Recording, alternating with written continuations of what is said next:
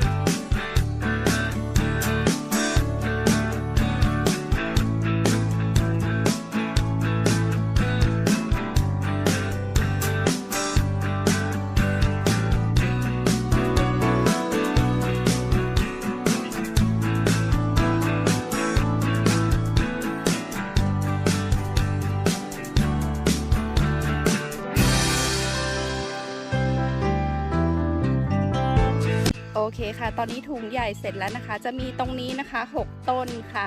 แล้วก็มีสีเขียวอ่อน3กระถางนะคะแล้วก็มีตรงนี้ต้นหนึ่งแล้วก็สีแดง1 2 3 4คือต้นใหญ่ที่เป็น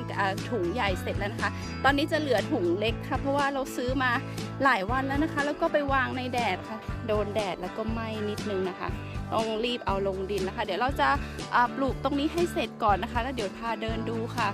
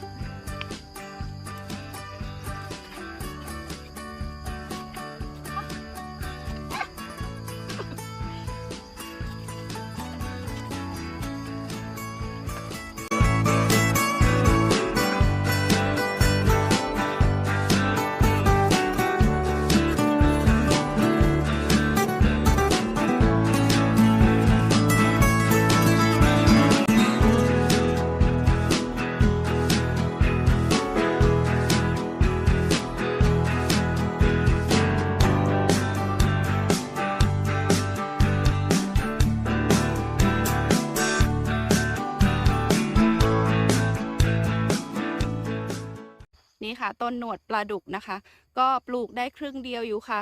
ปลูกมันมากจนแบบช้อนหักเลยค่ะช้อนตัวนี้นะคะเป็นช้อนสแตนเลสแบบอยู่ทนมากๆแล้วก็เนี่ยค่ะอยู่กับเรามานานมากจนด้ามเขาเป็นอย่างเงี้ยยี่ห้ออะไรก็ไม่รู้ก็ตัวเนี้ยอยู่กับเรามา14 ปีละจะรอให้เสร็จก่อนก็ไม่ได้งั้นเดี๋ยวเราจะค่อยๆขุดเพราะว่าตรงนี้เป็นสโลปค่ะไม่อยากจะใช้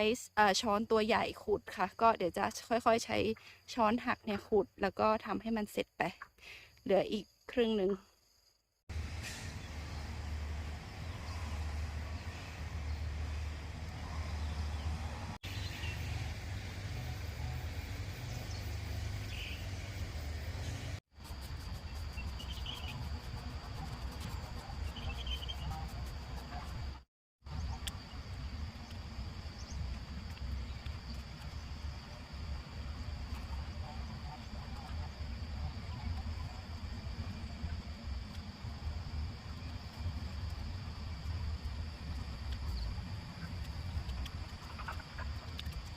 เสร็จแล้วค่ะงานเช้านี้เก็บกวาดเรียบร้อยนะคะ เหลือแต่รดน้ำค่ะก็วันนี้นะคะที่ปลูกเริ่มจากมุมนี้นะคะจะมีต้น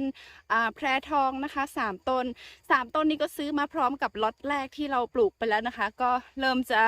ต้องการลงดินแล้วค่ะเริ่มเป็นพุ่มแบบโดนฝนไม่ค่อยสวยนะคะเดี๋ยวเราจะให้เขาลงดินแล้วก็ปรับตัวแล้วก็เดี๋ยวน่าจะแตกกลับมาใหม่นะคะ แล้วก็อีกต้นหนึ่งนะคะ ต้นสนเลื้อยค่ะต้นนี้ตั้งใจจะเอามาไว้ข้างหน้าหินตรงนี้นะคะ เพราะว่า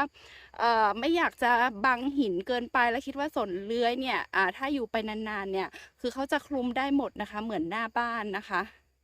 แล้วก็หนวดปลาดุกค่ะก็เราปลูกลงมาอย่างเงี้ยค่ะเป็นแนวดริปลงมาอย่างนี้นะคะก็ใช้3 ถุงรู้สึกว่าจะมี45 ต้นนะคะเราก็ไม่แน่ใจว่าเราปลูกแบบทิ้งระยะห่างไว้ถูกไหมแล้วก็เมื่อกี้เล็มใบที่แบบแตกแบบแห้งไปแล้วนะคะก็เล็มออกค่ะแล้วก็เมื่อกี้มีย้ายต้นนี้นิดนึงเพราะว่าเมื่อกี้อยู่ตรงนี้ใกล้เกินไปแดงชาลีค่ะก็อยากจะให้เขาคลุมดินตรงนี้เลยนะคะแล้วก็จากตรงนี้ไปนะคะเดี๋ยวต้องมาเตรียมดินก่อนเราก็แค่แบบตัดหน้าดินนะคะตัดแบบตัดดีเลยค่ะเหมือนเค้กอะค่ะก็จะได้ดินดำนะคะแล้วตอนนี้เขาแบบไม่ได้ทรงด้วยค่ะก็ค่อยๆตัดให้แบบสโลปเนี่ยค่ะเราก็จะต้องดูจากขอบคันหินตรงนี้นะคะแล้วก็สโลปขึ้นไปค่ะ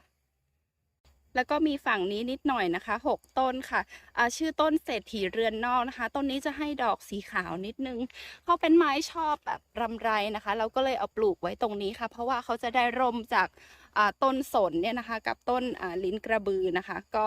เราวางไว้ตรงนี้ประมาณ5 วันแล้วนะคะแล้วก็